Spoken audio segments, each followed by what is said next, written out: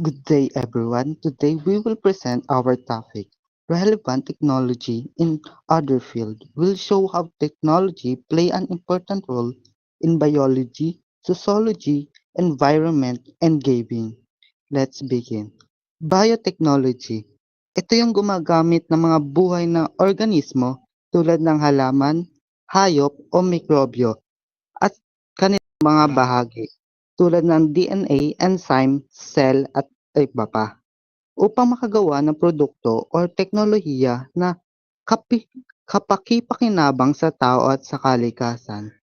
Ano ang kahalagahan ng biotechnology sa tao, sa ekonomiya, sa kalikasan at sa lipunan? Sa tao, pinapadali nito ang paggamot sa sakit at pinapahaba ang buhay ng tao.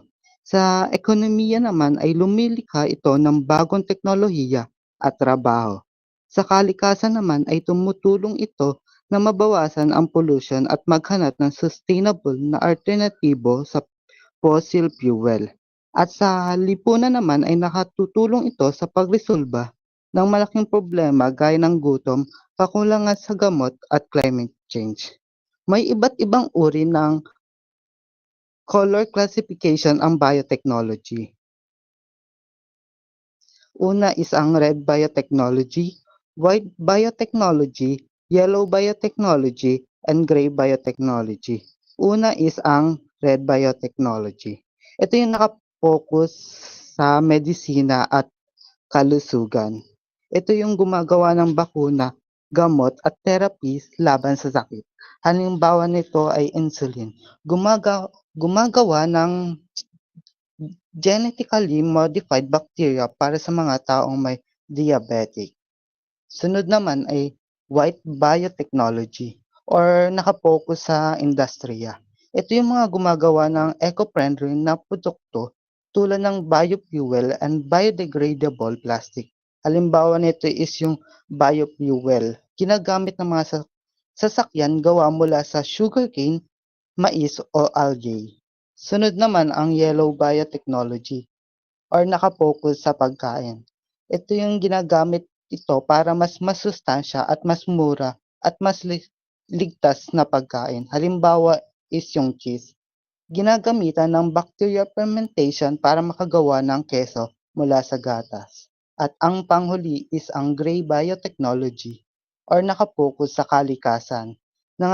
Ito yung naglilinis ng polusyon at nagtutulong sa biodiversity. Halimbawa nito is yung mga mushroom at fungi. Nakatutulong ito para sirain ang plastic waste and pesticide sa lupa.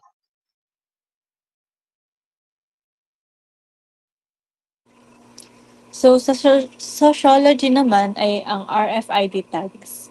Ano bang RFID tags? Ang RFID tags ay ginagamit natin to sa mga ID, credit cards, travel cards, and etc. So, tayo ay familiar na dito and yung iba hindi pa familiar pero pag napag-usapan na natin to, malalaman nyo na lagi-lagi pala natin itong ginagamit.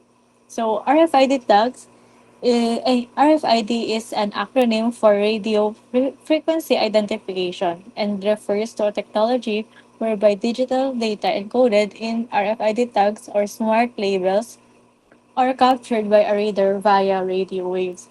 So, ito ay, yan, base sa kanyang acronym ay radio frequency identification. So, gumagamit tayo ng radio waves para ma-read natin yung labels or the chip inside the tool para mabasa natin yung mga information or mga collected data sa ating isang RFID tag or sa mga cards. Yeah. So, ito yung laging ginagamit ko sa ID. So, sa ID, ito yung katulad na example nito ay ang ating um, sa unahan ng school natin. So, tinatap natin to via RFID tags. Meron din small chip na naka-install sa ating ID.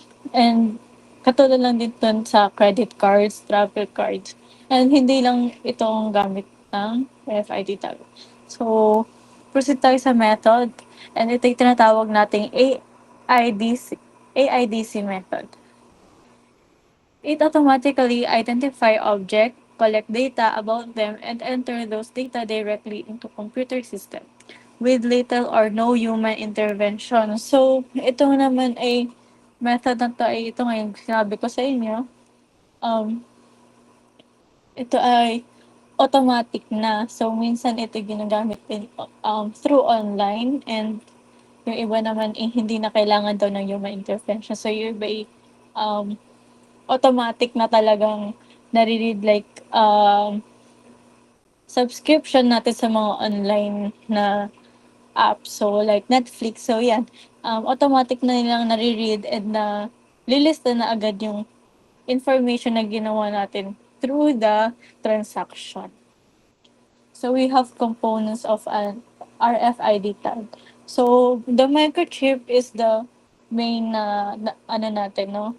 Dito nasa-store yung mga data natin. So yan, nasa gitna siya. And then antenna, dito pumupunta lahat ng, siya yung reader and substrate, ayan. Yan ay yung nag-aano talaga ng ating information. So we have types of RFID tags. We have passive, active, and semi-passive. So passive, hindi na natin kailangan ng battery. Sa battery naman. And then, ang range nito ay malapit lang. So ito yung ginagamit sa inventory, access control, and retail. So,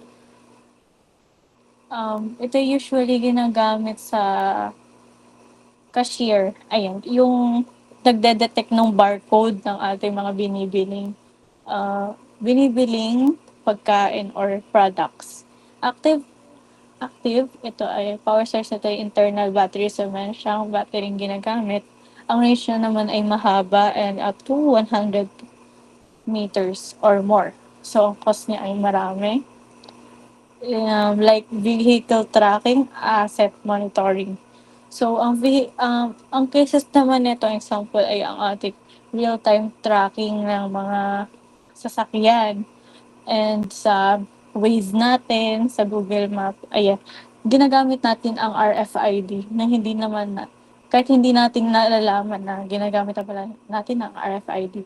And katulad na din nito ang, kunyari tuwing bumibili tayo sa online shopping apps like Shopee and TikTok or Lazada. So, gumagamit na tayo ng RFID na hindi natin nalalaman kasi sa online app, makikita natin doon um, kung kailan na-ship, kung kailan na-pack. So, yun. Doon pumapasok yung RFID tag. So, pinapadali nila yung buhay natin na para hindi na imamano-mano ng mga seller ang pag-distribute ng mga information. Environment electric cars. Ano nga ba ang electric cars? Ang electric cars o di kuryenteng sasakyan ay isang uri ng kotse na pinapagana ng kuryente mula sa rechargeable na baterya sa halip na gasolina or diesel. Yung yung nasa babang image, ito yung nagpapakita ng mga pangunang bahagi. Yung transaction battery pack, ito yung pangunang baterya na nag-iimbak ng kuryente para sa sasakyan. Yung isa naman yung electric traction motor, ito naman yung binabago ang kuryente mula sa baterya para paandarin ang gulong. Yung power electronic controller naman is ito yung kumokontrol kung gaano kalakas at kabilis ang motor. Yung DC converter naman is ginagawang mas mababang boltahe ang kuryente para magamit ng ibang bahagi ng kotse. Yung thermal system naman or yung cooling, ito naman is yung nagpapalamig sa baterya at motor para hindi uminit. Yung onboard charger naman is yung tumatanggap ng kuryente mula sa charging station at iniimbak ito sa baterya. Yung charge part naman is yung saksakan kung saan ikinakabit ang charger. Transmission naman is yung naglilipat ng power mula sa motor papunta sa gulong. Tapos yung last, yung auxiliary battery, Ito yung maliit na baterya para sa accessories tulad ng ilaw, wiper, at radio. May iba't ibang uri ng electric cars. Ang BEV or Battery Electric Vehicle, ang PHEV or Plug-in Hybrid Electric Vehicle, ang HEV or Hybrid Electric Vehicle, and yung FCEV or Fuel Cell Electric Vehicle. Una is yung BEV or Battery Electric Vehicle. Ito lang naman yung 100% yung kuryente lang ang ginagamit. May malaking baterya na nag-iimbak ng kuryente na pinapagana ang electric motor para umandar. Ito yung mga ito yung ang baterya electric vehicle is walang gasolina kaya eco-friendly. Ang pangalawa is FPHEV or Plug-in Hybrid Electric Vehicle. Ito naman yung pinagsamang baterya, electric motor at gasolina diesel engine at pwedeng i-charge sa sasakyan. Kapag naubos ang kuryente, pwede pa rin gumamit ng gasolina. Ito naman is mas flexible kasi may dalawang power ng source. Ang pangatlo naman ay HEV or Hybrid Electric Vehicle. Mas ito yung may battery plus electric motor pero hindi pwedeng i-plug in. Nagre-recharge lang ang battery habang tumatakbo. Gumagamit din ito ng gasolina bilang pangunahing source. Ang hybrid electric vehicle is mas matipid kaysa sa regular na kotse pero hindi fully electric. Ang pang-apat naman is ang FCEV or Fuel Cell Electric Vehicle. Ito naman is yung gumagamit ng hydrogen fuel cell para gumawa ng kuryente. Ang kuryente ay dumediretso sa electric motor. May maliit na baterya rin para sa support. And ang tatandaan lang natin is ang BEV or Battery Electric Vehicle is kuryente lamang. Tapos ang PHEV or Plug-in Hybrid Electric Vehicle is kuryente plus gasolina at pwedeng i-charge. Tapos ang HEV or Hybrid Electric Vehicle is gasolina plus maliit na kuryente. Ito naman is hindi pwedeng i-charge. Ang FCEV or Fuel Cell Electric Vehicle is hydrogen ang ginagamit para gumawa ng kuryente.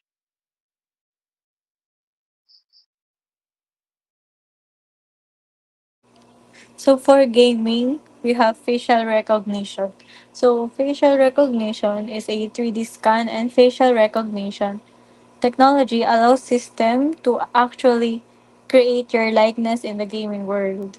So you can create a custom avatar that looks like you, or to inventively transfer your own expressions to other digital creations. On top of that, the Intel RealSense 3D camera could allow developers to create games that adapt to the emotion of the gamer by scanning 78 different points on a person's face.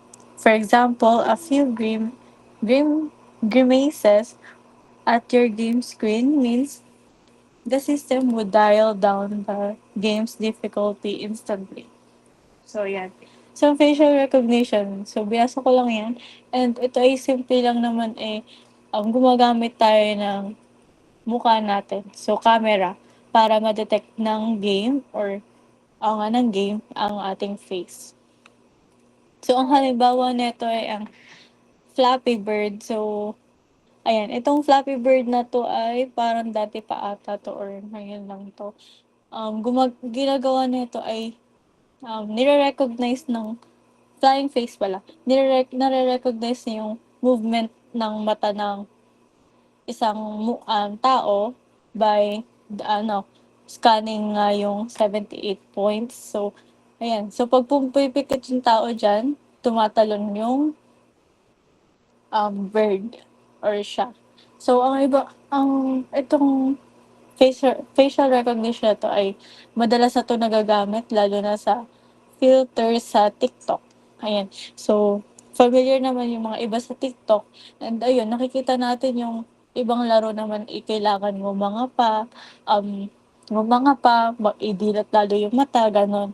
And ayun lang naman ang kanyang, pinaka-purpose.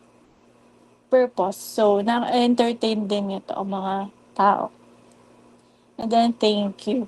So, in conclusion, so sa aking part naman, ay ang RFID tag and facial recognition. So ito ay naging importante na sa ating buhay dahil napapadali nito ang ating um, pang-araw-araw na buhay, lalo na yung RFID tags.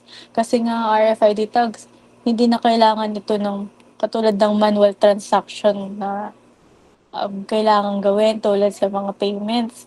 And sa others naman ay ang ating mga um, distributor or mga vehicle tracking nga nating ginagamit. And then lalo na sa panahon ngayon, kailangan mabilisan na lang talaga kaya kailangan nating lahat sumabay and mag-invent ng bagong mga technology.